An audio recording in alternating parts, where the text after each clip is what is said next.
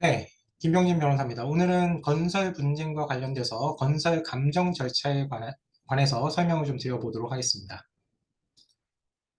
감정이란 것은 그러니까 법관이 판단하기 어려운 어떤 전문적 쟁점에 관해서 제3자인 전문가의 의견을 들어서 그걸 그 소송 자료로 삼아서 판단하는 절차를 의미합니다. 그래서 이 감정이 굉장히 중요한데요. 특히 건설소송에서 감정은 정말 알파이자 오메가라는 말이 있을 정도로 굉장히 중요합니다. 어떤 경우에는 소송의 승패 자체를 좌우하는 문제가 될 수도 있고, 또 소송을 이긴다 하더라도 완전히 이겨야 될 거 아니에요. 그 지더라 하더라도 최소로 져야 될 거고요. 그래서 얼마나 이길 것인가, 또 피해를 최소화할 수 있는가에 대한 여부를 결정하는 절차가 되기도 합니다. 그래서 굉장히 중요한 절차고요. 그래서 이와 관련된 규정으로는 민사소송법이 일단 기본적인 규정을 두고 있고, 그 다음에 그 위임에 따른 규칙, 민사소송 규칙이 있고, 또 재판 예규가 있습니다. 그 재판 예규에 감정인 등 선정과 감정료 산정 기준 등에 관한 예규가 규정되어 있어서 이에 따라서 감정 절차가 진행이 되고 있습니다. 그 오늘 영상에서는 뭐 세부적인 규정들은 딱딱하니까 좀 생략하고 절차 진행 중심으로 좀 설명을 드리도록 하겠습니다.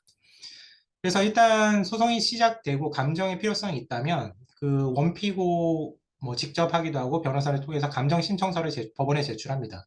그러면 통상은 변론기일이 열린 다음에 감정 신청서를 이렇게 제출을 하는데 경우에 따라서는 소장을 접수하면서 바로 감정 신청을 하는 경우도 있고, 또 증거 보정 절차라고 해서 소송 이전에 좀 긴급한 어, 그 감정을 진행하는 경우도 있기는 합니다.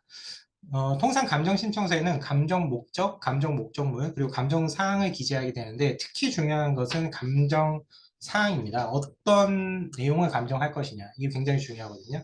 그래서 이 부분은 좀 건설 소송에서 좀 그 맥락이나 소송의 어떤 그 전체적인 구도를 좀 이해하고 변호사의 어떤 전략적인 구성이 굉장히 중요한 그 영역입니다. 그래서 감정 사항도 어떻게 구성하는가에 따라서 소송의 그 방향이 달라질 수 있기 때문에 굉장히 주의를 해야 되는 부분입니다. 그리고 경우에 따라서는 아예 감정 신청서 제출하면서 전문가의 의견서를 아예 첨부해서 내기도 합니다.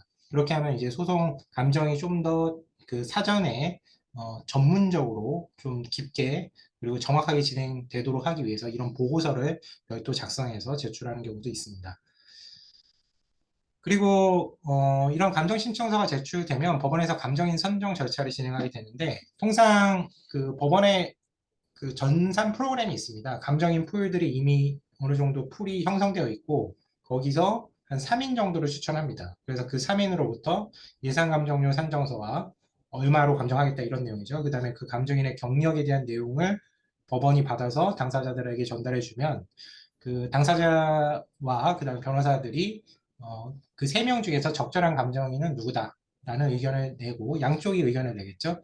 그러면은 법원이 그 양쪽의 의견을 고려해서 감정인을 최종 지정을 하는데 이것은 법원의 재량입니다. 그래서 좀 안 좋다고도 할 수 있는 것이 좀 법원이 지나치게 싼 감정료를 낸 사람을 감정인으로 지정하는 경향이 있는데 사실은 그게 바람직한 건 아닙니다. 예.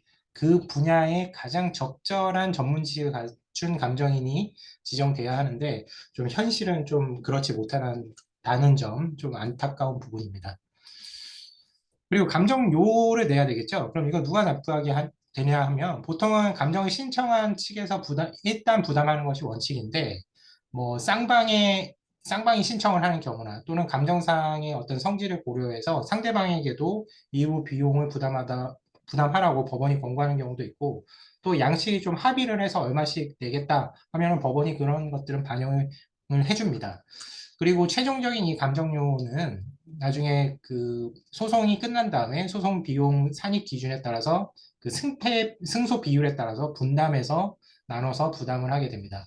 그래서 뭐 감정료가 어느 정도냐 되게 궁금하실 것 같은데 굉장히 천차만별입니다. 근데 어 뭐 일단 적산이라고 하죠. 어떤 물량 산정 같은 어떤 또 별도의 어떤 감정인이 직접 수행하기엔 좀 부담스러운 그런 업무들이 자꾸 추가되면 감정비가 좀 올라가게 되고, 그러니까 감정인의 업무량에 따라서 감정료는 천차만별이고 어, 뭐 일률적으로는 얘기할 수 없습니다. 그래도 뭐 거의 천만 공급 그 건설 감정의 경우에는 최소 뭐 1,000만 원에서 3,000만 원 정도 요 정도 범위 내에서 보통 예상을 하고 그 이상의 감정 비용이 소요되는 경우도 상당히 많습니다. 그만 뭐 소송의 규모에 따라 다르다고 볼 수 있겠죠. 뭐 작은 뭐 하자 감정 이런 경우에는 뭐 몇백만 원 단위에서 이루어지는 경우도 있습니다만 감정료가 그렇게 저렴한 것은 아닙니다. 워낙 뭐 전문가들이시기도 하니까요, 감정인분들이.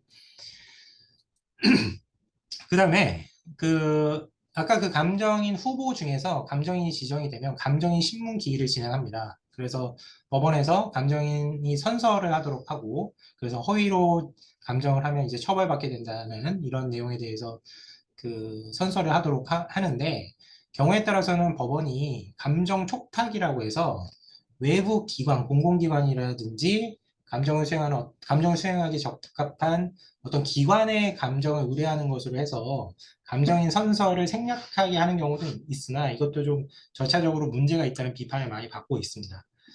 근데 대부분은 감정인 선서를 진행해서 정상적인 감정 절차를 진행하는 것이 대부분입니다.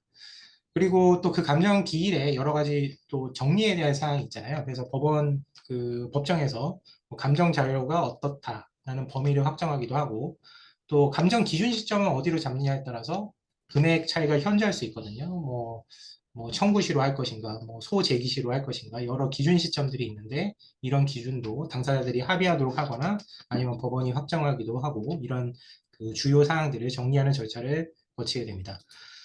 그 다음에 그 감정 그 기일을 거친 다음에 또 감정인이 현장을 한번 방문을 통상은 합니다.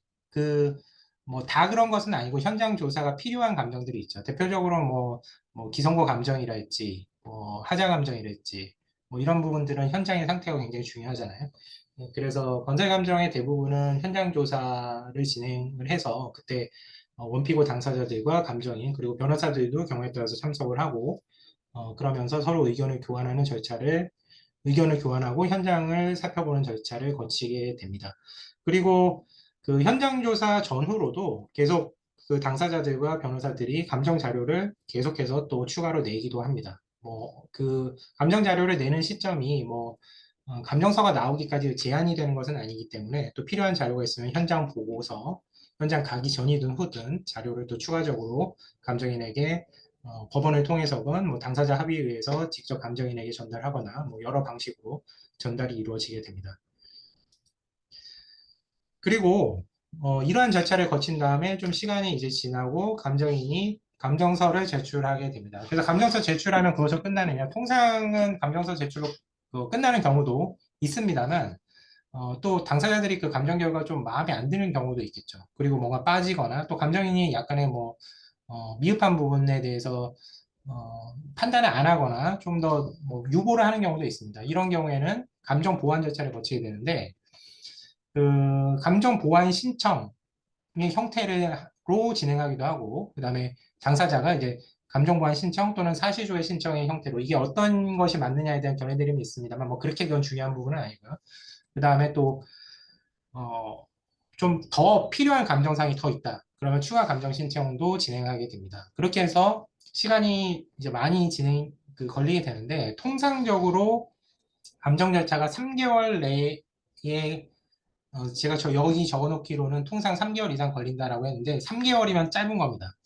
그 대부분의 경우는 굉장히 오래 걸리고 감정인분들이 뭐 일이 많으셔서 그런 걸 수도 있겠고 또 뭐 당사자들이 뭐 감정 보완, 뭐 추가 감정 이런 거 자꾸 하면은 당연히 시간이 또 소요될 거 아니에요. 그래서 굉장히 오래 걸리는 경우도 상당히 많습니다. 뭐 6개월 이상 넘어가는 경우도 사실은 많이 있습니다. 네. 그리고 또 그 감정 결과에 대해서 감정인으로부터 직접 어떤 구두 진술을 듣고 싶다. 그러면 당사자들이 감정인 신문을 진행해서 어떤 전문적인 견해에 대해서 질문을 하고 신문을 하는 경우도 있습니다만 그런 경우가 그렇게 많은 것은 아니고 어떤 첨예한 견해 대립이 있는 사항의 경우에 이런 감정인 신문이 진행되기도 합니다.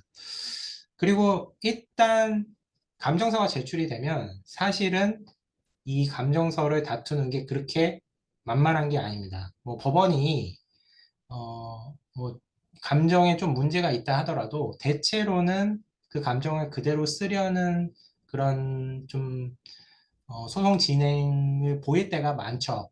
예, 소송 그 지휘를 하는 경우가 많은데 예컨대 뭐 감정인이 전문 분야에 속한 감정에 대해서 자기가 직접 수행하지 않고 뭐 외주를 줬다거나 혹은 감정인이 자기 분야에 아닌 걸 또 감정을 했다거나 또는 뭐 기피 사유, 공정성을 해치는 사유를 기피 사유라고 법에 그 규정이 되어 있거든요. 어떤 기피 사유에 해당된다든가 또 공정성에 현저히 의문이 드는 경우에는 재감정을 하여야 한다라는 것을 그 강학상은 얘기하고 있습니다만 실제로 법원이 재감정을 받아들여 줄 것을 기대하기는 생각보다 굉장히 어렵습니다. 그렇다고 재감정이 완전히 안 이루어지는 것은 아니지만 한 번 감정이 결과가 나오면 그것을 새로운 재감정을 한다는 것은 사실상 쉽지 않기 때문에 굉장히 감정 절차에 신경을 많이 써야 됩니다. 그래서 이러한 태도죠. 그러니까 판례가 이런 감정사에 대해서 어떻게 인정을 하고 있냐면 효력에 대해서 그 감정 결과가 감정 방법 등이 경험식에 현저히 반하거나 합리성이 없는 등 현저한 잘못이 없는 한 이를 존중하여야 한다라고 해서 전문가에 의한 판단이기 때문에 쉽게 그 결과를 부정하려고 하지는 않습니다. 기본적으로. 다만 그렇다고 하더라도 사실 감정 결과에 법원이 귀속되는 것은 아닙니다. 그래서 감정인이 어떤 감정 결과를 냈다 하더라도 이것은 하나의 입증 방법에 불과하기 때문에 법원이 스스로 판단해서 어떤 오류가 있는 경우에는 오류 있는 부분을 배척하고 나머지 부분을 자유롭게 판단할 수 있다라는 판례의 태도가 기본적으로 있기는 합니다만 말씀드린 바와 같이 한 번 감정이 나오면 바꾸는 게 그렇게 만만한 건 아닙니다. 네, 그래서 요 절차들이 이렇게 이제 진행이 된다는 것은 제가 말씀을 드렸는데, 제가 어떤 현실적인 부분을 좀 말씀드릴게요.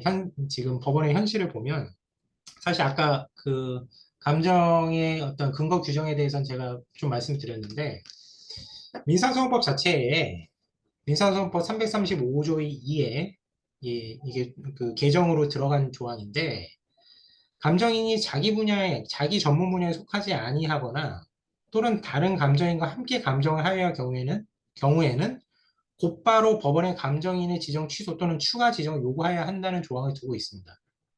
그리고 2항에서는 감정인의 감정은 다른 사람에게 위임하여서는 아니 된다라고 해서 일종의 하도급이죠, 사실은. 뭐 근데 이렇게 감정을 하지 못하도록 되어 있습니다만 실제 현실에서는 이 규정이 지켜지지 않는 경우가 사실은 많습니다. 근데 사실 법원에서도 그것까지 크게 문제를 삼지 않는 경우도 있고 모르기도 하고요. 그리고 당사자들도 일단 감정이 선임되면 어떤 판단을 구하는 입장이기 때문에 굉장히 조심스럽잖아요. 그러니까 이런 문제를 적극적으로 제기하는 경우도 사실은 많지는 않습니다. 그래서 사실은 그 예를 들면 건설 감정에서 기술사의 영역들도 뭐 시공기술사도 계시지만은 각 특수 기술사분들도 많이 계시잖아요. 각 기술사마다 적합한 감정 영역이 사실은 있습니다. 근데 사실은 전혀 맞지 않는 기술사분이 감정인으로 지정이 되면 예컨대 구조안전 진단 같은 게 필요하다고 하면은 토목 구조기술사분이 들어가셔야 될 거 아니에요. 그럼 사실 이 조항에 따르면은 본인이 자기를 취소해달라고 하거나 또는 토목구조기술사를 추가 지정해야 되는 요구를 해야 될 겁니다. 그러나 현실은 사실은 내부적으로 다른 기술사를 통해서 감정이 이루어지거나 제3자에게 하도급을 주는 경우도 사실은 횡행하고 있는 게 현실입니다. 그러니까 어, 감정인 선정에서 좀 법원이 좀 엄격하게 좀 그 전문성에 대한 심사를 좀 하고 각 그 적절한 전문 영역이 어디인가에 대한 좀 판단을 전문위원을 통해서거나 좀 판단을 좀 하였으면 좋겠는데 사실 현실에서는 그렇게 엄격하게 이 규정이 지켜주고 있지는 않은 것이 현실입니다. 그리고 또 건설 소송에서 어떤 감정의 중요성이 점점 증대되고 또 그게 소송 결과에 굉장히 결정적인 영향을 미치는 경우가 많기 때문에 요새는 점점 어떤 사감정 기관이나 엔지니어링 업체, 뭐 원가 분석 기관 등 어떤 외부 용역을 별도로 줘서 감정의 변호사가 공동해서 대응하는 경향이 점점 강해지고 있습니다. 그래서 이러한 경향은 사실 전통적으로는 그 공동주택 하자 영역에서 이제 엔지니어링 업체, 안전진단 업체들이 뭐 하자를 적출한다는 표현을 하잖아요. 그렇게 하고 나서 소송의 변호사가 그 자료를 이제 가지고 소송에 제시를 하고 감정을 하면서 상호 뭐 그 공격조, 방어조가 서로 전문가 용역 엔지니어링 업체가 개입하는 이런 형태가 있었는데, 그러니까 전통적으로 이런 경향은 하자 소송이 주도를 했었죠. 근데 이런 식의 어떤 세련된 감정에 대한 대응이 건설 전 영역으로 사실은 확대되고 있습니다. 그렇기 때문에 변호사도 모든 걸 다 알 수는 없잖아요. 그러니까 외부 상감정 기관, 원가 분석 기관, 엔지니어링 업체 등과의 어떤 의사소통이 굉장히 중요합니다. 그래서 네트워크라든가 이런 것이 굉장히 중요하고, 건설소송은 이게 혼자 할 수 없는 영역이기 때문에 이렇게 소송이 전문화되는 것은 바람직하다고는 봅니다. 다만 좀 비용이 좀 더 많이 소요되는 문제가 있기는 하겠죠. 네, 그렇지만 제대로 한 방에 끝내는 게 중요하겠습니다. 네. 그래서 오늘 그 건설 소송에서 건설 감정 절차의 전반적인 흐름하고 그다음에 최근 법원의 어떤 그 현실과 그 감정 시장의 어떤 경향에 대해서 제가 좀 말씀을 드렸습니다. 네, 감사합니다.